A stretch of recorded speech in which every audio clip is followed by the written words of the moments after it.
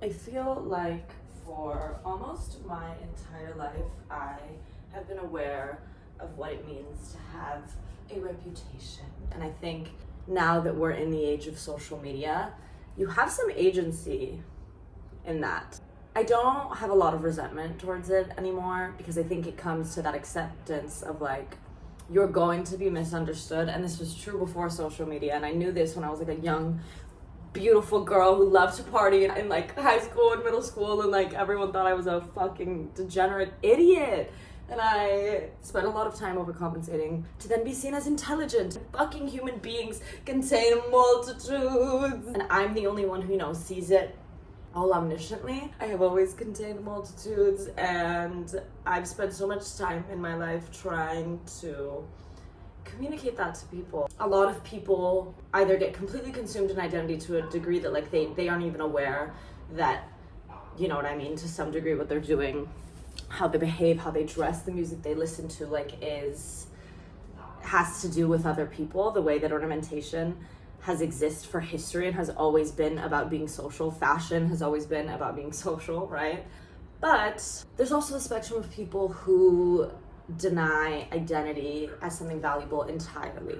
Or maybe not as something valuable, but they see it as like an illusion or something of the sort. Like someone who's very devout and devoted to this like dissolvement of self and reaching enlightenment and all the words that there are to call something enlightenment. But a lot of us exist in the middle, right here, right?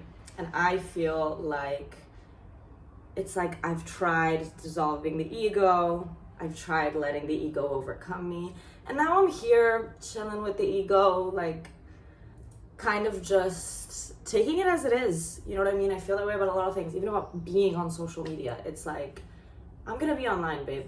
I always have been, like actually since I was a young. And I wanna have a relationship to them that feels fun and creative and explorative and complex, because other people love to dilute us down.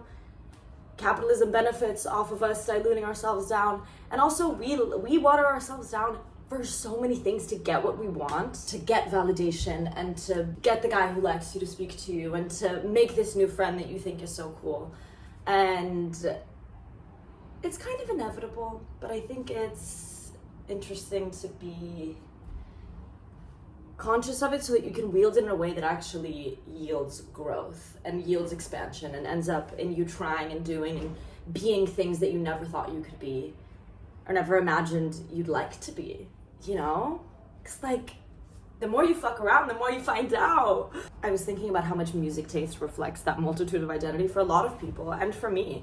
And I feel like unless someone really like sat, and it's a fantasy of mine, of course, but unless somebody really like sat and like dug through my Spotify, like they would know my psyche. But people don't do that. People get to see this selective view of like the song you pick to put on your story, the kind of music you choose to play in front of people, what fits the vibe for them, right? We're constantly like shifting and molding, and I don't even know if that the solitary version of the self and identity and interests and taste is the truest one either, because it's so implicated in this grander social context that maybe they're all fucking true. And I'm just trying on different skins and having a fashion show every single day of my life. And it's all about just like feeling fucking good in it. And yeah, art, identity, fucking perception, people, social media, and me just like in the center of it.